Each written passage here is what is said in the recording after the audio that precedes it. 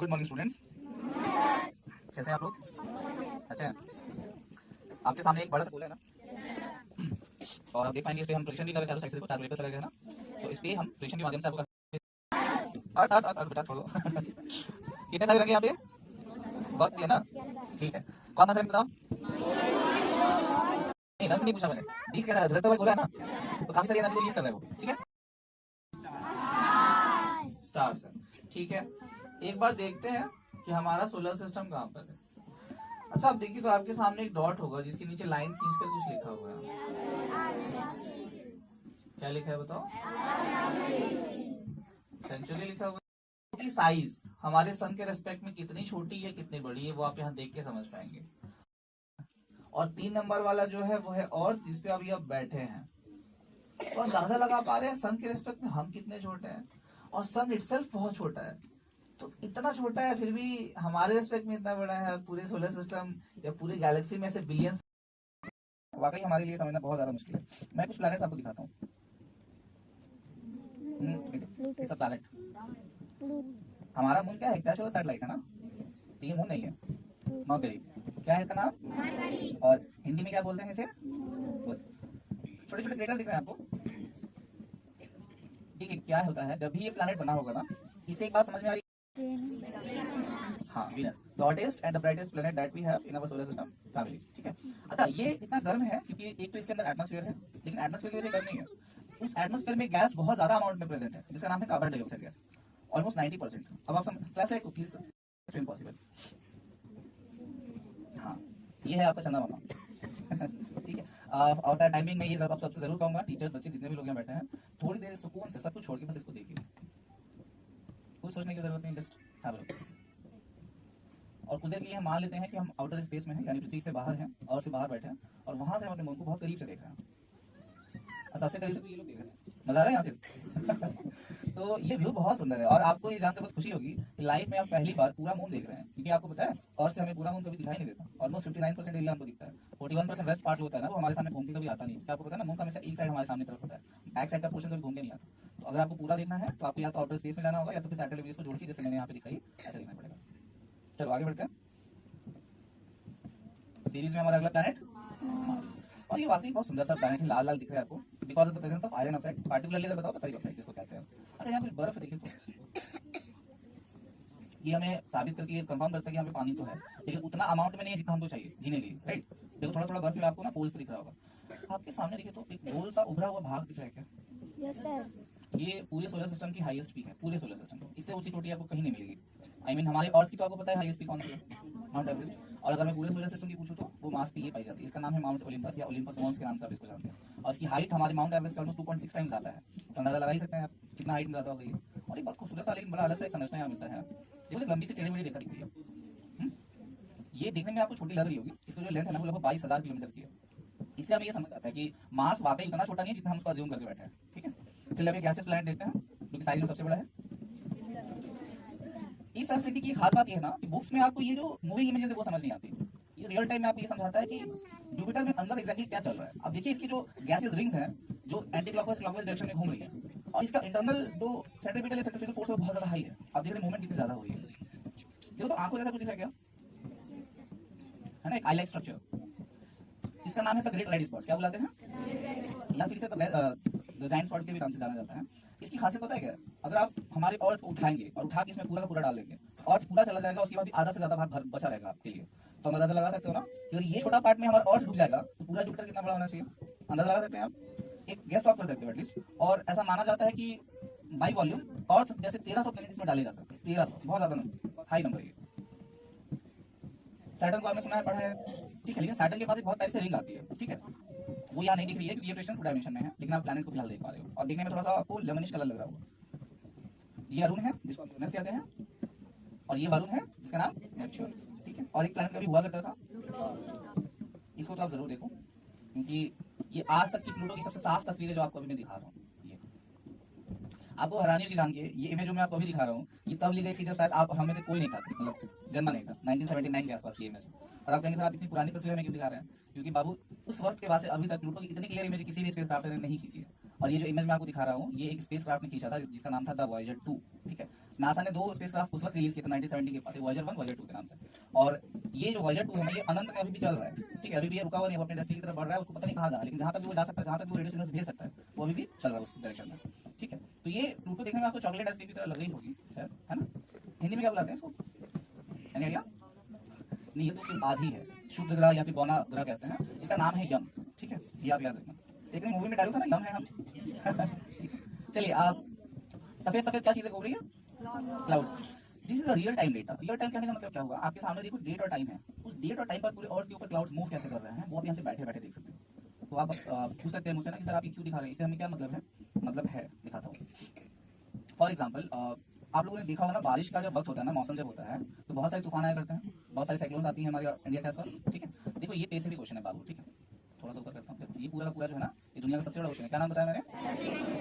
तो ये Pacific ocean से आप देखिए यहाँ बहुत सारी क्लाउड फॉर्मेशन हो तो रही है, और बहुत सारे ना साइक्लोन्स भी बनते रहते हैं, क्लॉकवाइज एंटी क्लॉकवाइज डायरेक्शन में ये घूमते रहते हैं। और इसका कुछ एक दो साइक्लोन्स बहुत ज्यादा इंटेंसिटी के साथ इंडोनेशिया फिलीपींस होते हुए हमारे इंडिया तक यहाँ पे आती है, और हमारी ईस्टर्न कोस्ट को हिट करती है, मतलब पूर्वी भाग है ना, जहाँ उड़ीसा वगैरह है वहाँ पे हिट करती है, और बहुत ज्यादा नुकसान होता है। ये अगर हम पता चल जाता है ना कि अगर ये क्लाउड आ रही है, तो हम वहाँ के लोगों को वहाँ से हटा देते हैं, ताकि उनकी जिंदगी को बचाया जा सकता है, इवन हम वहाँ के रिसोर्सेज को भी बचा पाते हैं। इसलिए हमें ये डेटा हमेशा पढ़ना पड़ता है। हमें कौन, इंडिया मेट्रोलॉजिकल डिपार्टमेंट होते हैं, इसको IMD कहा जाता है, जो हमारे वेदर साइंटिस्ट होते हैं, वो इन सब कुछ स्टडी करता है। हो सकता है आप लोगों में से कोई वेदर साइंटिस्ट में इन डेटा को समझना बहुत जरूरी है हमारे लिए। चलो यहाँ पे एक इमेजिनरी सिचुएशन में क्रिएट करता हूँ, हमारे अगर बादलों को हटा दिया जाए, अगर ये बादल ना हो, बिना बादलों की पृथ्वी ऐसे दिखाई देगी आपको, है ना सुंदर? लेकिन दुखद ये है कि अगर बादल नहीं होंगे तो बारिश नहीं होगी, अभी पता ही है ना क्या होगा। चलिए, इंडिया पे पा रहे हैं? देखो मैप पे इंडिया ऐसे है, मैं आपको सीधा करके दिखा रहा हूँ, ठीक है। आपने वो प्रिंसिपल सर के टेबल पे ग्लोब देखा होगा, मैम के टेबल पे ना गोल सा होता है, उसमें देखना इंडिया ऐसे झुका होगा, पता है ना क्यों? क्योंकि हमारा जो अर्थ का एक्सिस है वो टिल्टेड है, एक्सिस से 3.5 डिग्री झुका हुआ है। एनीवे, इंडिया के नीचे छोटा सा टुकड़ा दिख रहा होगा। अच्छा, इंडिया के ऊपर देखो तो एक बड़ा प्यारा सा मैं आपको दिखाऊँ, एक पीला सा जगह दिख रहा है आपको इंडिया के ऊपर। देखो, दो चीजें आप समझना, बड़ा मजेदार है। इंडिया के ऊपर ना नेपाल है, जानते हैं, और नेपाल के ठीक उधर में जाएंगे तो चाइना और मंगोलिया मिलेगा, और वहाँ पे 2 डेजर्ट पाए जाते हैं, एक का नाम है ताकला मकान और एक का नाम है गोबी, गोभी नहीं गोबी, ठीक है, GOBI। और ये पीला वाला जो आप देख रहे हो ना, वो जो डेजर्ट आपको दिख रहा है। अच्छा, मजे की बात है कि चाइना की 96% पॉपुलेशन सिर्फ उसके ईस्टर्न साइड, जहाँ हरा हरा दिख रहा है राइट साइड में, वहाँ दिखती है, और वेस्टर्न साइड में देखिए ज्यादा पीलापन और आपको पठारी क्षेत्र दिख रहे होंगे, प्लेट्यूज वगैरह दिख रहे होंगे, और सिर्फ 4% पॉपुलेशन चाइना की ईस्टर्न वेस्टर्न साइड में रहती है, क्योंकि वहाँ पर रिसोर्सेज कम है, ग्रीनरी ज्यादा नहीं है, वेजिटेशन नहीं है, तो कृषि नहीं कर पाएंगे, इसलिए ज्यादा लोग हैं इस साइड की तरफ रहना पसंद करते हैं। अच्छा, एक बार चलो तो यहाँ पे कैपिटल L जैसा कुछ दिख रहा है क्या? इसे हम कहते हैं अरबियन गल्फ। आपने नाम सुना है ना, ओमान, सऊदी अरबिया, मस्कत का, कतर, कुवैत वगैरह, वो यहाँ इस स्ट्रक्चर के अंदर ही अलग अलग कंट्री से पाई जाती हैं।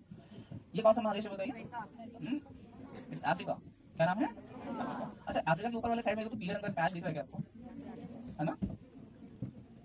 ये दुनिया का सबसे बड़ा डेजर्ट है बाबू, क्या नाम है इसका? सहारा। और सहारा के ऊपर देखो तो छिपकली ऐसा कुछ दिख रहा है, हाँ छिपकली ऐसा कुछ दिख रहा है आपको? ये भी एक कॉन्टिनेंट है, नाम बता सकते हो? इसका नाम है यूरोप। हाँ, अच्छा, इसके लेफ्ट में चलते हैं, ये देखो तो ट्रायंगुलर शेप जैसा कुछ दिखा होगा, त्रिभुजाकार। ये एक महादेश है जिसको हम कहते हैं साउथ अमेरिका। यहाँ पे आपको बहुत सारी कंट्रीज मिल जाती है, जैसे अर्जेंटीना का नाम सुना है ना, ब्राजील का नाम है, कोलंबिया है, वेनेजुएला, इक्वेडर, पैराग्वे, उरुग्वे, ये जो आप नाम सुनते हैं, मेनली फुटबॉल खेलते हैं ये लोग, ये आपको सुनने में समझ में आती होंगी। इसके ठीक ऊपर भी जाएंगे, नॉर्थ अमेरिका है, यहाँ पे आपको ऊपर की तरफ कनाडा मिलता है, बीच सेंट्रल पार्ट में यूनाइटेड स्टेट्स है, और नीचे की तरफ मैक्सिको। और इसके ठीक राइट साइड में जाएंगे तो पानी के बीचों बीच एक व्हाइट कलर का टुकड़ा दिख रहा होगा, इसका नाम क्या है? इसका नाम है ग्रीनलैंड। हाँ, सफेद है लेकिन नाम है ग्रीनलैंड। और उसके ठीक राइट साइड में जाओगे, पानी के बीचों बीच हरा व्हाइट कलर का टुकड़ा दिख रहा होगा, छोटा सा, दैट वन इज आइसलैंड, ठीक है। हैरानी होती है ना सोच के कि सफेद है तो ग्रीनलैंड क्यों बोलते हैं? इसका इतिहास बहुत स्ट्रॉन्ग है, पढ़ना यूरोपियन लोगों ने बड़ी गलती से इसका नाम ऐसे रखा था, पढ़ना आपको अच्छा लगेगा जान के। इसके पीछे सबसे नीचे जाएंगे साउथ पोल के पास, ये देखो साउथ पोल है, दक्षिणी ध्रुव जिसको आप कहते हो, इसका नाम है अंटार्कटिका, सुना है ना? और मजे की बात देखो कितना सुंदर है ये, बड़ा मजा आता है जान के। ये हमारा साउथ अमेरिका था, इसके आप नीचे जाइए दक्षिणी अमेरिका आ गया, south America, I am sorry south pole. और इसके ठीक नीचे आप जाओगे ना अपोजिट डायरेक्शन में, ये भी उल्टा मैं सीधा करता हूँ, जो ऑस्ट्रेलिया। तो आप ये तो समझ पाए कि ठीक हमारा जो साउथ अमेरिका और ऑस्ट्रेलिया एक दूसरे का अपोजिट डायरेक्शन है, यहाँ से ये तो क्लियर हो गया आपको। तो ऐसे मैप समझना बड़ा आसान हो जाता है। अच्छा, ऑस्ट्रेलिया के ऊपर देखो तो डायनासोर जैसा कुछ दिख रहा है क्या? अगर आप उसको बीच से काटेंगे ना तो पीछे का जो भाग है ना, वो कंट्री है जिसका नाम है पापुआ न्यू गिनी। और ऑस्ट्रेलिया की राइट साइड में देखो पानी के बीचों बीच एक 2 टुकड़े हैं, न्यूजीलैंड, ठीक है। ये तीनों ही कंस्टिट्यूट करते हैं पूरे हमारे ओशियानिया को, जिसको ऑस्ट्रेलिया मेजर पार्ट है ना, तो वो एक कॉन्टिनेंट में मान लेते हैं, लेकिन उसको हम टेक्निकली ओशियानिया ही बुलाते हैं। चलिए, अब एक बड़ी सुंदर सा एक दृश्य है, एक फिनोमेना जिसको हम कहते हैं डे नाइट का होना। एक साथ दिन और रात होता है, हम ये जानते हैं, लेकिन हमने एक साथ देखा नहीं है। अच्छा बच्चों, यहाँ पे जो रात हो रहा है वहाँ देखो तो कुछ चीजें चमक रही हैं, लाइट। मैं थोड़ी देर के लिए सर्विस को बंद करता हूँ। अभी आप देखिए तो इंडिया कितना सुंदर लगता है रात में, जब आप महाअंतरिक्ष यानी कि आउटर स्पेस में देखते हो वहाँ से, तो हमारा इंडिया वाकई बहुत सुंदर लगता है। अच्छा, इंडिया के ऊपर जो मैंने बोला था ना, चाइना का ईस्टर्न साइड जो बहुत ज्यादा डेवलप्ड है, दिख रहा है आपको? अच्छा, इंडिया के ठीक राइट साइड में देखो तो पानी के बीचों बीच ड्रैगन जैसा कुछ दिख रहा है, जापान है। ज्यादा दूर नहीं है इंडिया से, देखो चाइना से भी बहुत ज्यादा दूर नहीं है। और वो जो ड्रैगन स्ट्रक्चर है उसके पाँव के पास देखिए छोटा सा टुकड़ा मिलेगा आपको देखने में, चमक रहा है ना काफी। साउथ कोरिया नाम सुना है? सैमसंग आप लोग चलाते होंगे, सैमसंग का ओरिजिनेशन वहां से साउथ कोरिया से, वहाँ ओनर भी आज भी वही रहता है। अच्छा, इसके ऊपर जब हम लोग ऊपर जाएंगे देखो ये शिवगली वाला भाग जो मैंने आपको दिखाया था, देखो ये यूरोप था बाबू, और इसका जो वेस्टर्न साइड है, जो पश्चिमी भाग है, लेफ्ट साइड का जो भाग है जहाँ सर और हाथ है, वो आप देखेंगे ज्यादा डेवलप्ड है compare to the eastern side. कारण क्या है? ईस्टर्न साइड में आगे जाके यूरोप आई मीन रशिया के साथ मिल जाता है, उस भाग को भी हम यूरेशिया कहते हैं। तो वहाँ पे ना ठंड बहुत ज्यादा रहती है, लोग ज्यादा रहते नहीं, इसलिए वहाँ पे भी लाइट्स आपको दिखेंगे, ठीक है। और थोड़ा सा और मैं ऊपर जाऊँ तो ये आप जो सबसे ज्यादा चमक रहा है ना आपके सामने, ये है यूएसए। आप जानते हैं यूएसए का एनर्जी का प्रोडक्शन और कंजम्पशन चाइना और इसका दोनों का बहुत ज्यादा है, और इसलिए इतनी लाइट्स हमको यहाँ पे दिख भी रही है। अब एक बात मुझे आप लोग सब बताइए, अगर हमें इंडिया से नॉर्थ अमेरिका जाना हो, सबसे जल्दी जाना हो, तो आप क्या कैसे जाएंगे वहाँ पे? पानी से? बहुत टाइम लगता है बाबू। हाँ, ये छोटी छोटी जो चीजें मूव कर रही है क्या है? इतनी सारी हवाई जहाजें उड़ती हैं एक दिन के अंदर पूरे दुनिया में। It is a simulation, data को लेकर ही बनाया गया है, तो आप अंदाजा लगा ही सकते हो कितना फ्लाइट उड़ता रहता है। मजा आ रहा है देखिए। चलिए मैं कुछ आंकड़े आपको बताता हूँ। इंडिया में एक दिन में लगभग 6000 डोमेस्टिक फ्लाइट्स उड़ती हैं, और ये हमारी आबादी के हिसाब से बहुत ज्यादा तो नहीं है। मैं समझता हूँ 30 से और ज्यादा हो सकते हैं, बेहतर हम कर सकते हैं। एक बार यूरोप को देखो,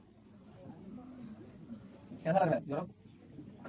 दिख ही नहीं रहा है, काफी ज्यादा रश है ना, मतलब डेंसिटी बहुत ज्यादा है वहाँ पे। तो यूरोप में आपको जानकर हैरानी होगी, इवन दो पूरे यूरोप की आबादी इंडिया से ही बहुत कम है, लेकिन यहाँ पे जो फ्लाइट का यूसेज है वो इंडिया से काफी ज्यादा है। लगभग 40,000 फ्लाइट ये लोग यूज करते हैं सिर्फ एक दिन के अंदर, और ये बहुत बड़ा नंबर है अगर हम लोग समझने की कोशिश करें। लेकिन आप देखो तो यूरोप से ऊपर की तरफ एक लाइन जा रही है ना, नॉर्थ। आपसे हमेशा कहते हैं ना कि पेड़ लगाओ, प्लांटेशन करो। बस 2 मिनट लूंगा और मैं आपको कुछ दिखाना चाहता हूँ। इंडिया में आप देखिए ये जो ग्रीनरी है ना, ये सीजन के हिसाब से कम या ज्यादा होती रहती है। जब पतझड़ आते हैं तो पीलापन आ जाता है, जब वो फिर से ग्रीनरी आती है तो आप समझ जाते हो ना कि हम स्प्रिंग सीजन में रहते हैं। लेकिन अगर आप साउथ अमेरिका जाएंगे, ये मैं क्यों बता रहा हूँ, देखो यहाँ पे आपके सामने दिख रहा है डीप ग्रीन जोन दिखेगा आपको, दिख रहा है?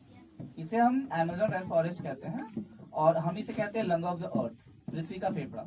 वो इसलिए क्योंकि यहाँ से हमको 20% ऑक्सीजन प्राप्त होती है। कितनी परसेंट? 20%। तो आप अंदाजा लगा ही सकते हो, अगर इस जगह को हम किसी तरीके से अगर हम काट दें, डिफॉरेस्टेशन अगर हम शुरू कर दें यहाँ पे, तो ऑक्सीजन का सप्लाई हमें बहुत कम होगा, और दुनिया में गर्मी बहुत ज्यादा बढ़ेगी। और उससे क्या होगा वो भी देखते जाओ। जब इतना कुछ देख लिया तो एक चीज और देखें आप, दुनिया में जितना भी पानी है स्टूडेंट्स, अगर ये सूख जाए या खत्म हो जाए, मैं भी नहीं चाहता कि ऐसा हो, लेकिन अगर कभी ऐसा हुआ, क्योंकि गर्मी तो बहुत ज्यादा बढ़ रही है, देखिए अगर पानी दुनिया का सूखता गया धीरे धीरे ग्रेजुअली, तो दुनिया आपको कैसे दिखाई देगी? आप कहेंगे सर ऐसा थोड़ी होगा, मैं खुद भी नहीं चाहता ऐसा हो, लेकिन अनफॉर्चुनेटली हम जिस तरीके से ग्रोथ के नाम पे अपने आप को खत्म कर रहे हैं, तो ऐसा होने की पॉसिबिलिटीज है। देखो अब मुझे बताओ, बिना पानी की दुनिया कैसे दिख रही है आपको? बंजर है। लेकिन मजे की बात पता है क्या, यहाँ तक हम पहुंच ही नहीं पाएंगे, इससे पहले ये एक्सटेंड हो जाएंगे, खत्म हो जाएंगे। और हाँ, एक चीज जो आप लोग को और समझने की जरूरत है, हम लोगों की सबकी एक एज होती है ना, एक आयु होती है, मान के चलिए 60 साल, 70 साल, 80 साल, इससे ज्यादा तो कोई आजकल जीता भी नहीं है।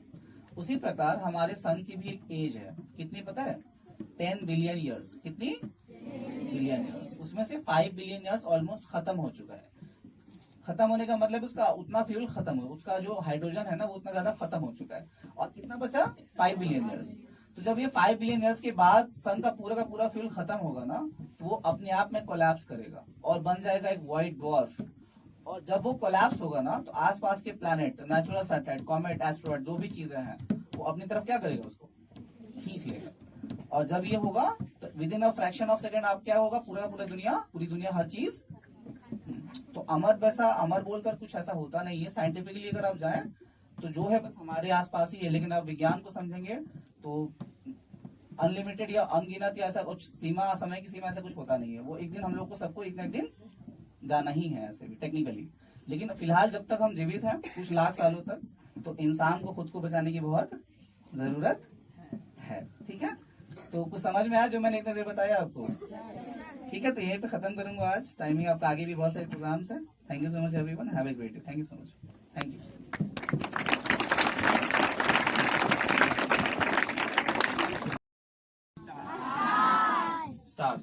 ठीक है, एक बार देखते हैं कि हमारा सोलर सिस्टम कहाँ पर है।